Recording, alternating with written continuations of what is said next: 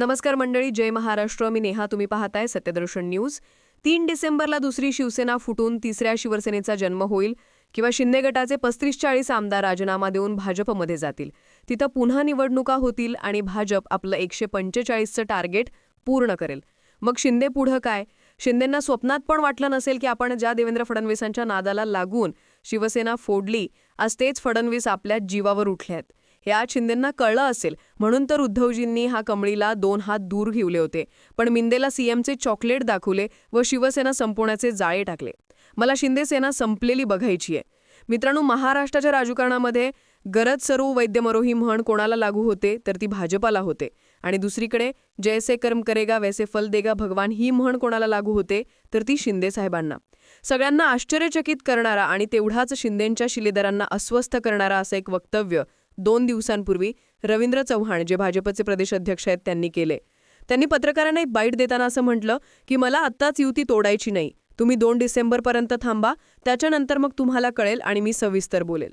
यावरून आता प्रश्न असा निर्माण झालाय की खरंच भाजपला शिवसेना सोबत नको आहे का?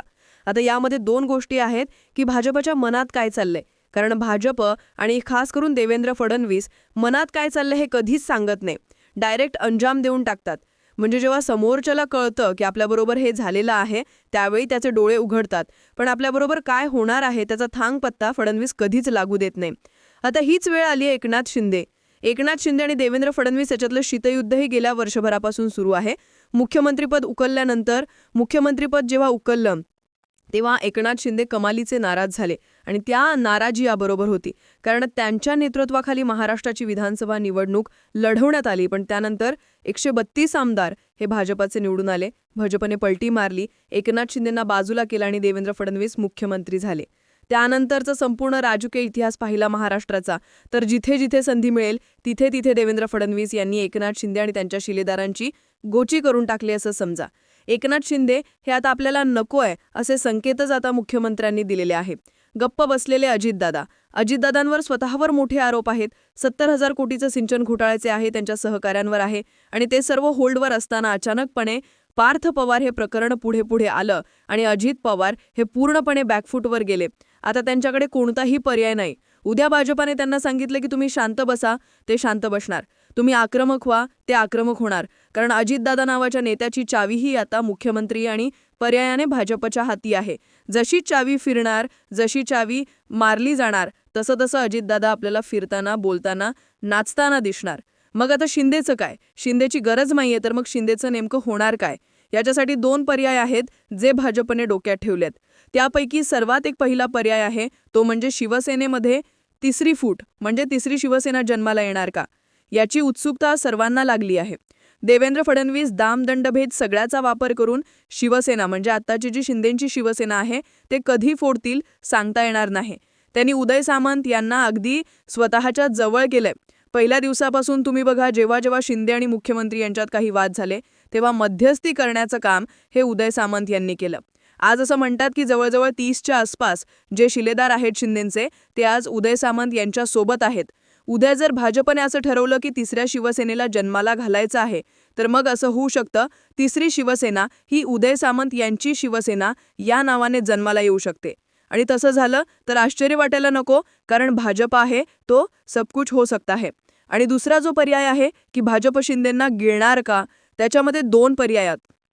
एक म्हणजे उद्या जर, जसं आपण म्हणतोय की सध्या न्यायपालिकेवरही भाजपाने आपलं वर्चस्व ठेवलंय, तिथं खरं असेल आणि जर निकाल हा जानेवारी-फेब्रुवारी जेव्हाही लागेल तो शिंदेच्या विरोधात लागणार, तर असंही शिवसेनेचं, म्हणजे शिंदेचं जे अस्तित्व आहे ते अंधकारामय असं होऊन जाईल.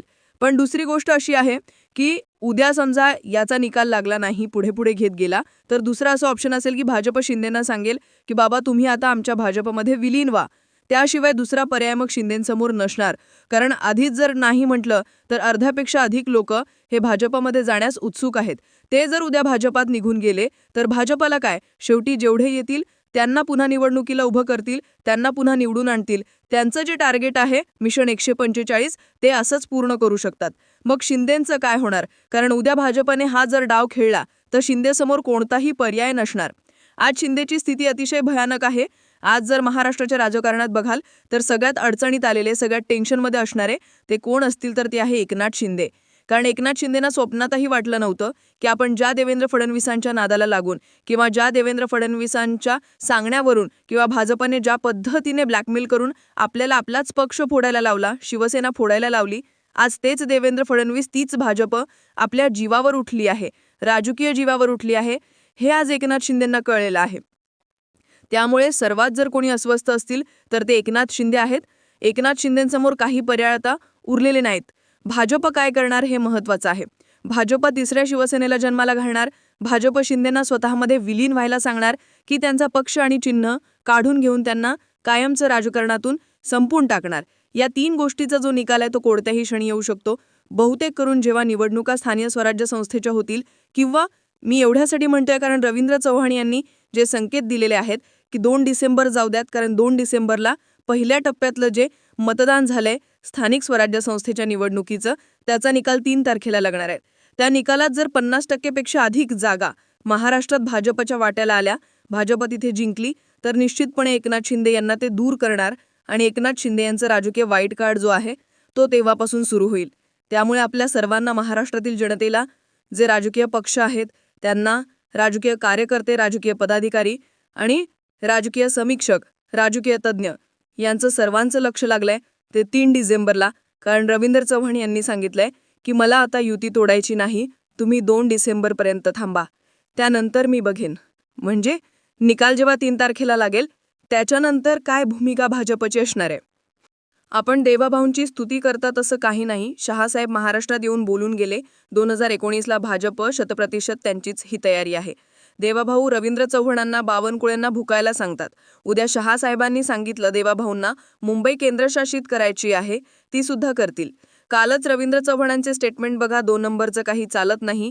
निलेश राणेंची चूक नसताना त्यांच्यावर केस केली. सत्तेचा माज चढलाय भाजपला. शिंदेची जैसे करणी वैसे भरणी येतो. व्हिडिओ आवडला असेल तर कमेंट करा, शेअर करा, सबस्क्राईब करा. धन्यवाद.